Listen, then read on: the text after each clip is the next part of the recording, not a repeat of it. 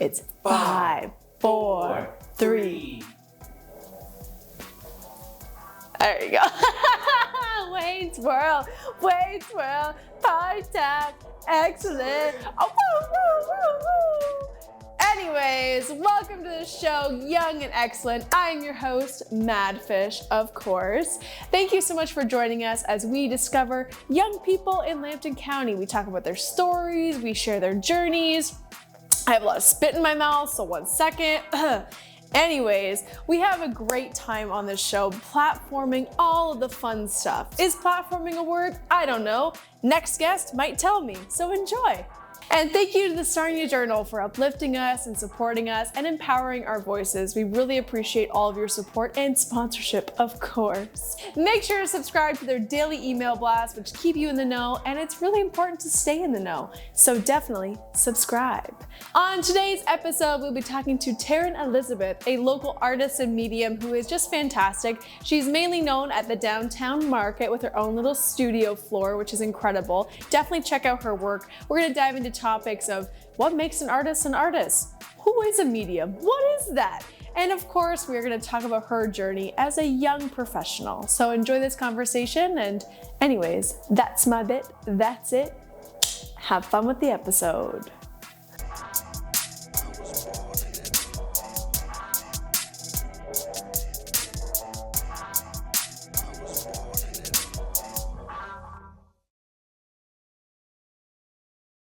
Are we ready? Okay, amazing. What is your funny story? We're just gonna get started. Okay, so funny story.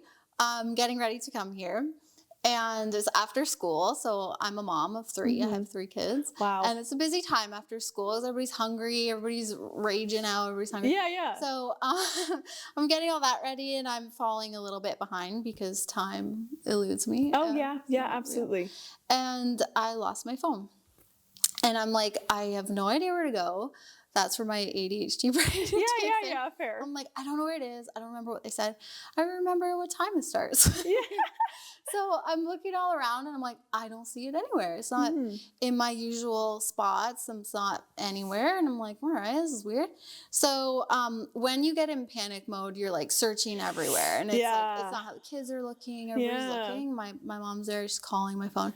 Can't find it. So that's when you just have to stop and breathe. And this is where anxiety and intuition get mixed up all the time because people can't follow their gut. So whenever I'm like helping people out as far as like getting in touch with themselves or their guides or when the mediumship stuff kicks in, everyone has that connection. It's our birthright. So in that spot, you have to stop and you go to a place that's calming. Yeah. So I go to what you would call like an altar space.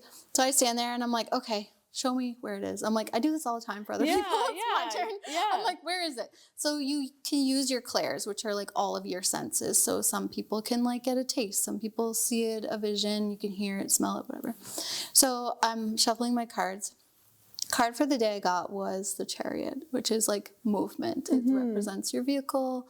It has a lot of meanings. But for me, I'm like, all right, it's in my car, or it's what I did when I left my car. Like, standing outside, I'm listening.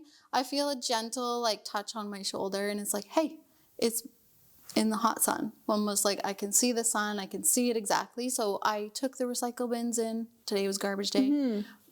So my son walked up and I just walked right up and my phone was sitting on the boulevard. What? They've been sitting there for an hour and baking in the hot sun. Oh, wow. So I was like, okay, there's my phone. I would have never, or the chances someone could have picked it up. Yeah. And had a new phone. Oh my gosh. That's a really cool story. Yeah. So that's what happened today. But although it was frustrating, it's a perfect example of how to follow your gut and your intuition and like stop and listen, because if you ask, the answer is there. So you first have to calm yourself and just breathe and be like, all right, where is it? That's so cool though, because I feel like that's a really, really important thing, like just to make sure you're centered in those moments and you're open to listening.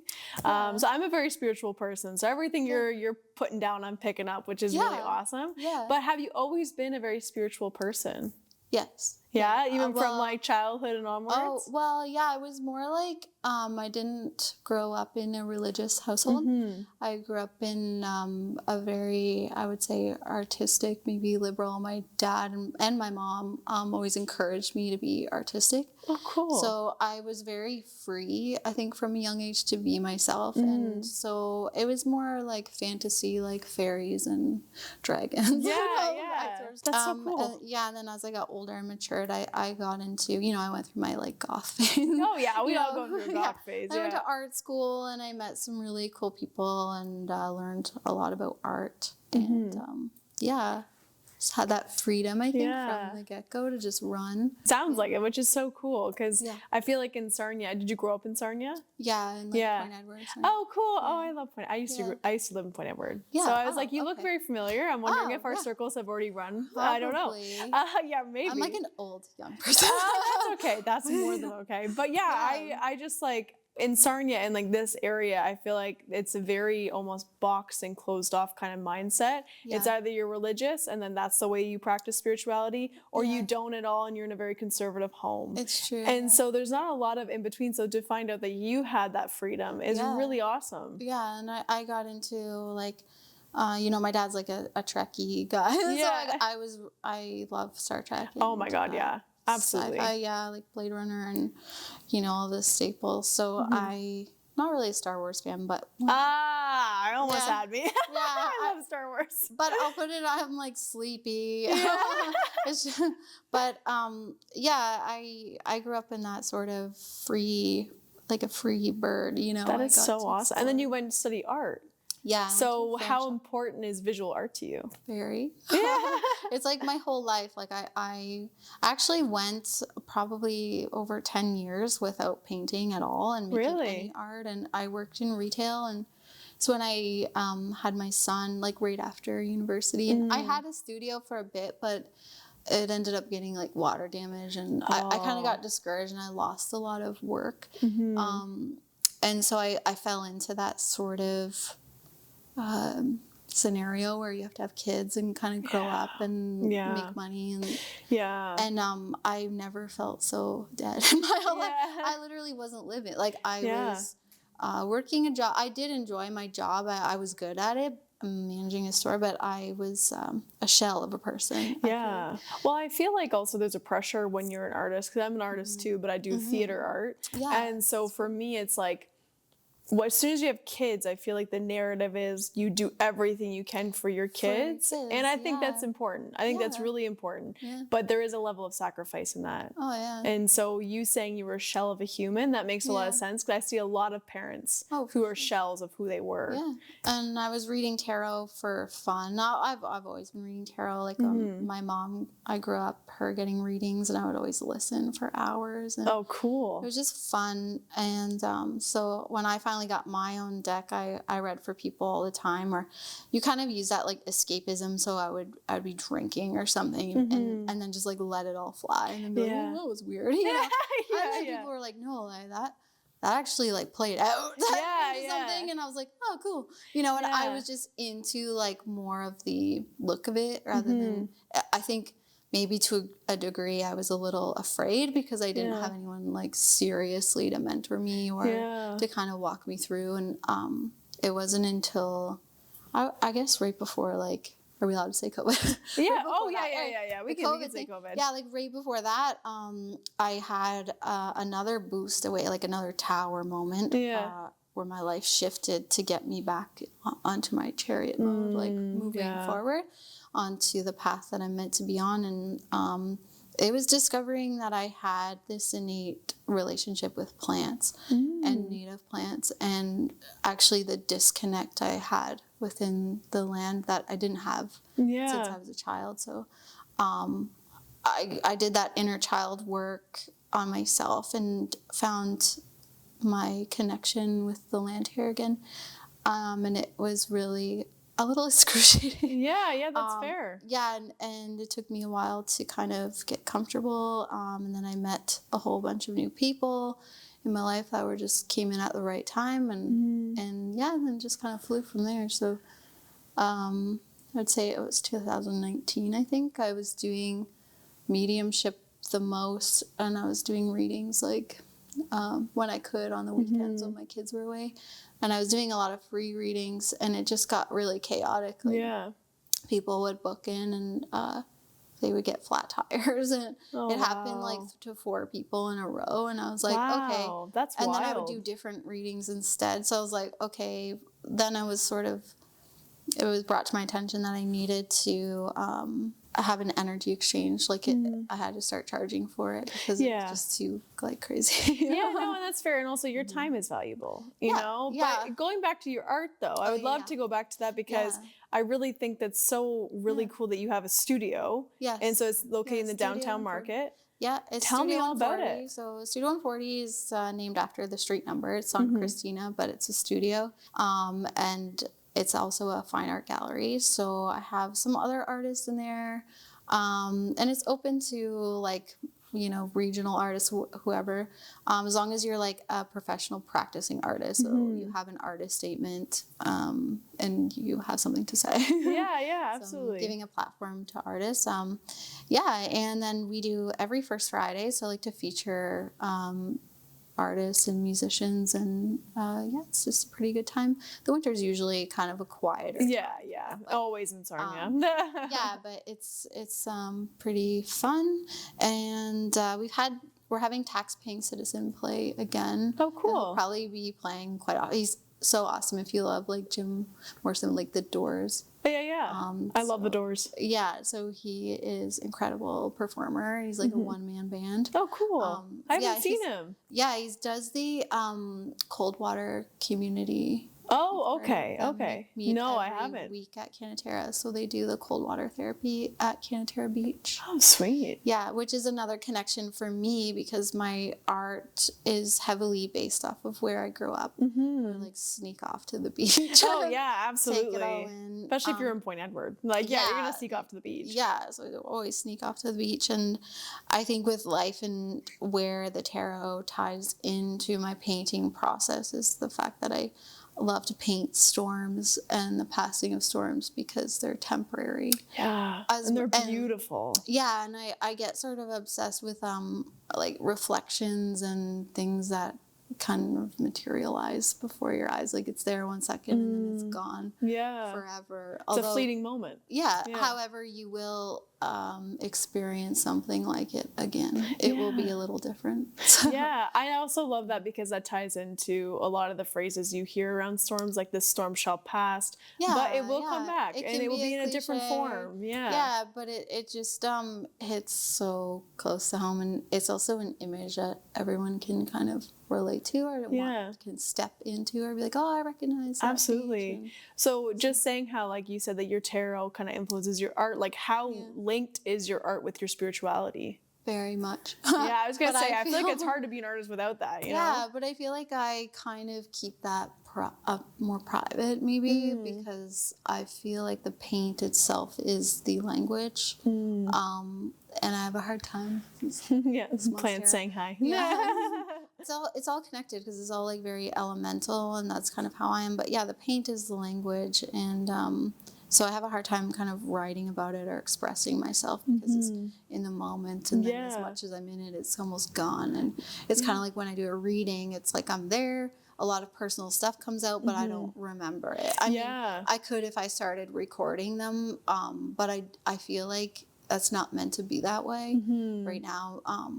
Unless I want to write a book later, which I might end up doing. Yeah, that'd be so cool. I like writing a book is so much fun. Yeah. I like the process for myself, so highly recommend it. Yeah. But in terms of like mediumship, because I also dabble in that as well. So I love like reading tarots for people. I love giving readings, and I love like all that kind of fun stuff. So for me, I'm really fascinated because like you've made a career out of it basically with your art and with your spirituality and your mediumship. Yeah. And so I would love to know, like, how do you access your mediumship? Some people channel, some people do things differently. Like, what is your process in that? So mine is dreaming. Oh, cool. Dreams, yeah. So I'll often meet the spirit first.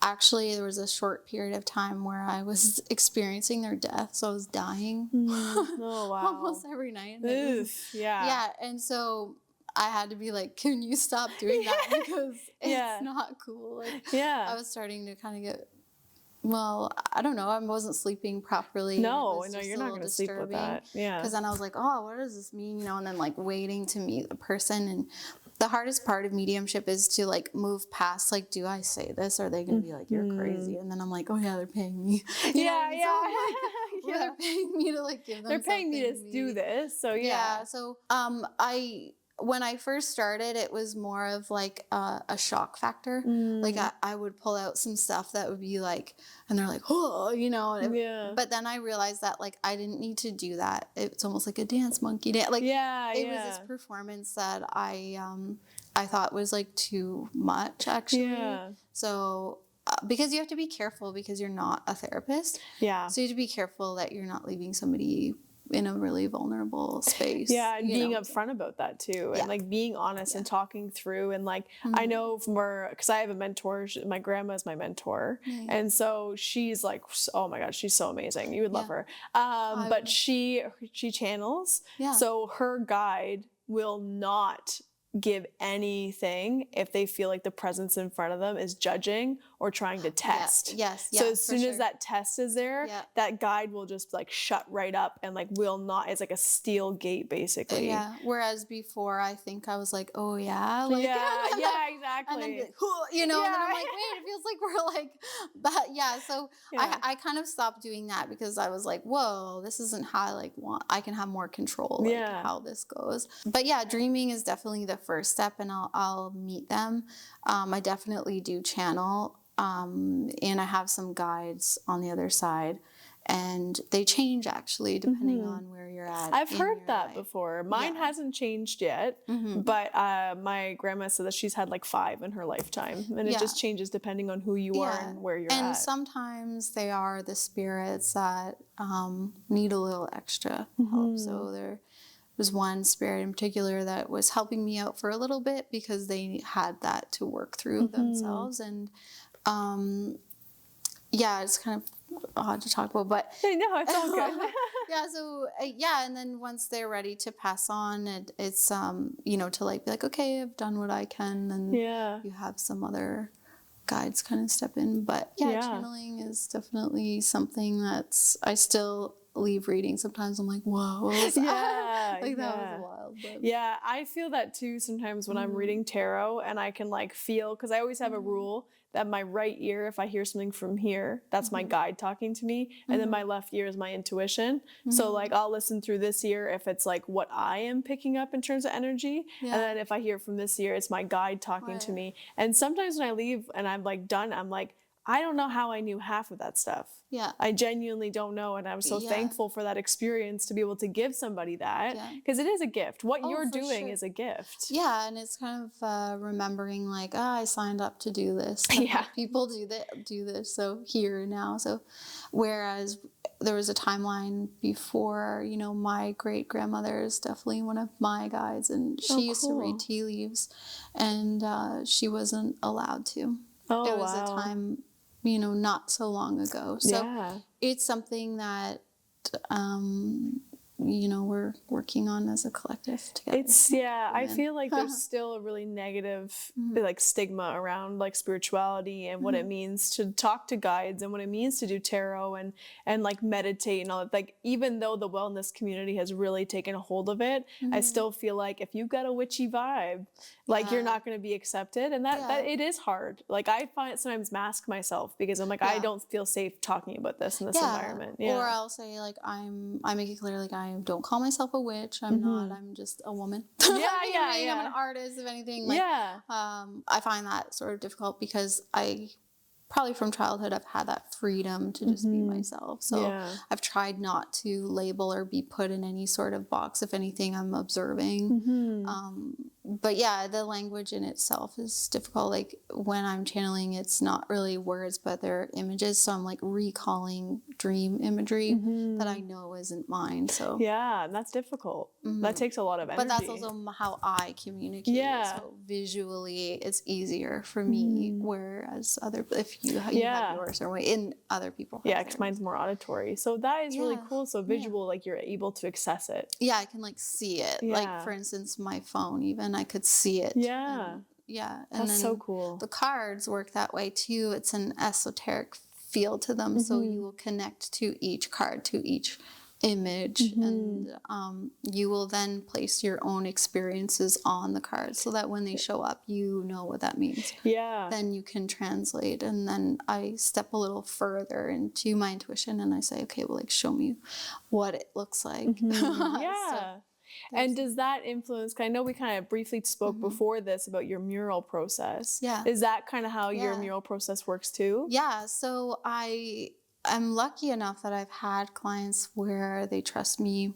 I'm like, this is what my work is. I will not make you a mood board. I will not make you. I'm not a designer. I'm an artist, and I'm an intuitive artist at that. So it's more like I'll go the day of, and I'll have an idea in mind. Like, say, when I did the one in Paris, I knew it was going to be a blue heron because they frequent that area right on the Grand River. Like Paris, Ontario? Yeah. Yeah. And because plants are such a big part of my life and that language, I was like, I'll take a walk along the Grand that day and I'll see what plants say, hey. Yeah. And the first plant I found was mugwort, and it was just a big, and I mean, I've gone out and been like, must find mugwort. Yeah. And I can't find it. Yeah. And then I literally walk and it's the first big, and I was like, oh my gosh. So That's mugwort's language is dream imagery. Like, she'll take you flying, man. Like, it's the best. And people can have smoked it, and, you know, you can make a tea with it. Cool. But she's very like, let's go. Yeah. You know, so I thought that was pretty special, and there was some other really cool ones that I found. So yeah, that was my process, and I feel like it is a fleeting moment. Like, it's your art, whether you're in your studio or you're out plein air or you're, you know, at home or whatever, wherever you are on the beach.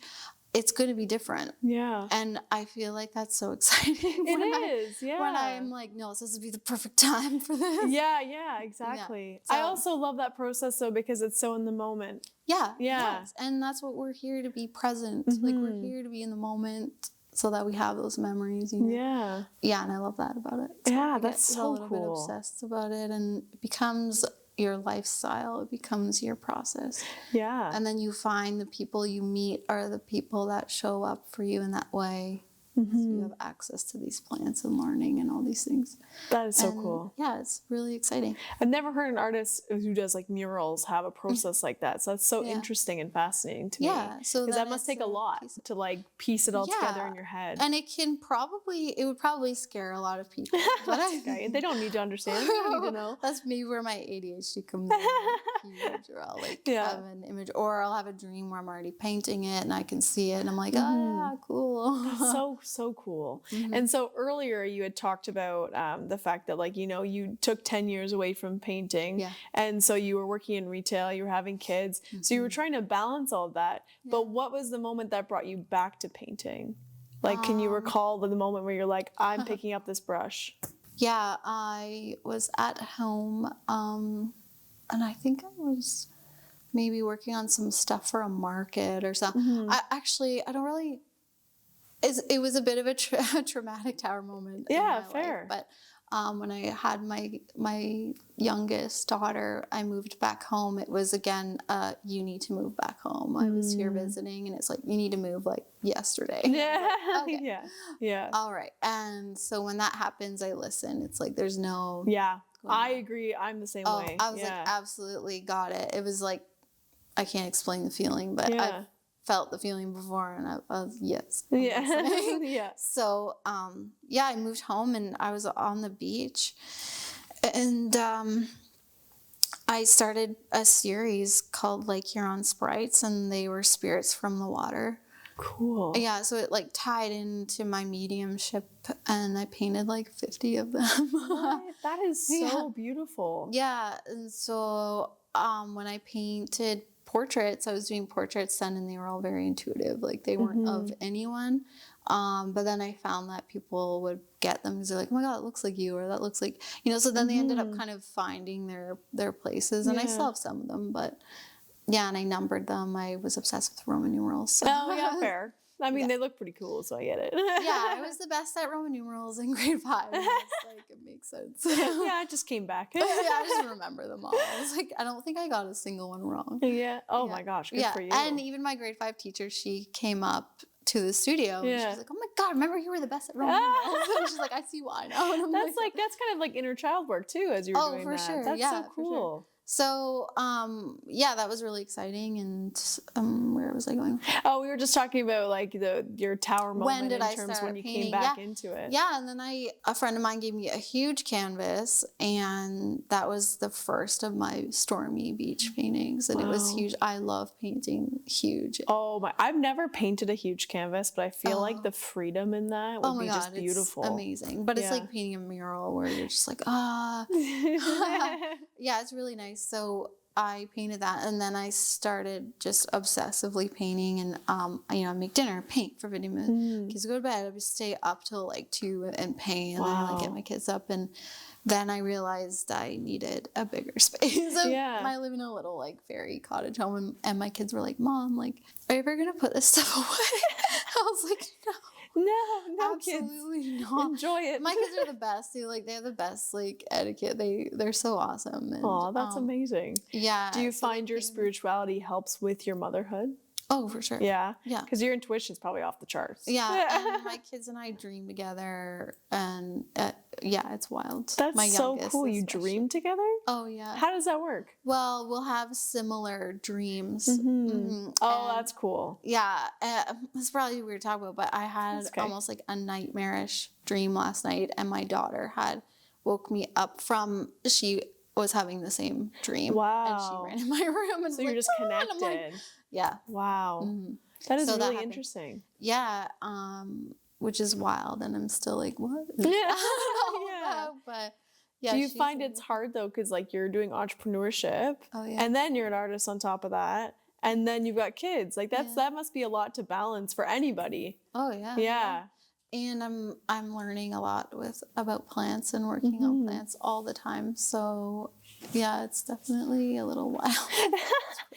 But it's obviously worth it, especially if your kids are also picking up on that and you're sharing your gift with them. I think that's a beautiful process. Yeah, they love it. And sometimes my son's like, oh, I don't believe in that, or it's not true. And then he'll come in my room at night and be like, I'm so excited. I was like, you want to explain this to me? And I was like, I thought you didn't believe in it. Yeah, it's like, okay, fine, cuddle in.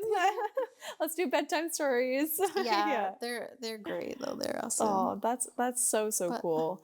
I feel it's hard to understand when they're so young though, so I'm trying to like not have them like not force it on them. Yeah, absolutely. I feel like in any household, letting your child have that freedom that you're talking about that you had, because I also had that freedom like hardcore when I was growing up. Yeah. And I feel like that helped me so much in figuring out what I liked, what I didn't like. It also let me make mistakes. Yeah. And I feel like kids need to make mistakes. Oh yeah. Yeah, you need to have that freedom to fail and figure out how to get back on track. Oh yeah. But for any artist or like entrepreneur listening to this and hearing your journey about how you took 10 years off because you had to do what you had to do. Oh yeah. What is your advice to them, like listening or watching, that are struggling to get back on the path that they want to be on? Well, actually, because I think I started this saying time isn't real or something. I was, it was part of my process. I think I wouldn't have been snap here. on that one, honestly. Yeah. Because without that break, I wouldn't have been able to come back as hard. I would have maybe just been tired or dry. I don't know, whatever. I just trust that the break was necessary. And then the skills I learned at managing this store, which was called Eclipse. Oh, cool. Yeah. It's a Canadian company, amazing company. Shout out to Eclipse. Yeah, shout out to Eclipse. Eclipse Stores Inc. Yeah. And so, they're great to work for. And in that, I learned a lot of skills that helped me build to like my confidence. And I don't think I would be this person without that person existing. Yeah. If that makes sense. I love that sentiment though, because I feel like life is so fluid. And there's ebbs and flows, and everyone always says that. Yeah. But when you're in that darkness and when you're in the deep parts, I feel like people get really uncomfortable with that because you feel like you're failing, but you're really not. It's a part of your process. Yeah, and you have to trust it was part of the process and took a while, but then I did get a little too comfortable. I was settling, and so in came the rug being ripped. Like that was my fail-safe to be like, hey, you're not supposed to be here. Yeah, you gotta get moving. Go. Yeah, see, and I always trust the universe with that. Like whenever I need a sign, I'm always like, hey, where am I supposed to go next? Just give me like a little heads up, and I'll wait. I'll wait until I see it, and I'll wait till I feel it.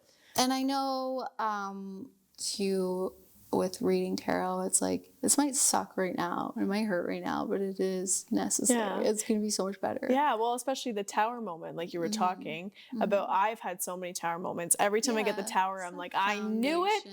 I knew that I was going. But it helps you not force anything. Yeah. It's like if you have to like really push, obviously sometimes there's obstacles to be like, do you really want this? Because you're getting challenged. You could do lots of things, options, choices, but it's that persevering, but also knowing when something just isn't, there's something better. Just chill. And know how to listen to that. So, I'm still learning that lesson. I'm good at listening, but sometimes it's hard for me to say no to things. I like force myself to, and I'm like, oh, this isn't really working, you know. So people pleasing maybe. But. Yeah, fair. All right, so last question before I ask you for your socials. So if you could give advice to anybody listening, anything under the sun, doesn't have to do with your art or anything like that. Any advice to anyone, what would it be? I think just to be completely authentic and like unapologetic, you know, doing what makes you happy. I mean, if I go to a reading and they hate their job, or quit. Get out. How can you get a yes? How can doors open when they're closed and you budge them shut? You know, but there's a lot of fear. And my mentor, Marianne, she always said, your power ends where your fears begin. Wow, and that's beautiful. So true. Yeah, it is true. Absolutely. Well, thank you. All right, so where can we find you on social media and all that fun stuff? Yeah, so my website is studio140.ca, and then my Instagram is just like Taryn.studio140. Okay, perfect. Everybody go follow. Well, thank you so much for coming on, Taryn. It's been a slice. All right, thanks. See you guys. Thanks, bye.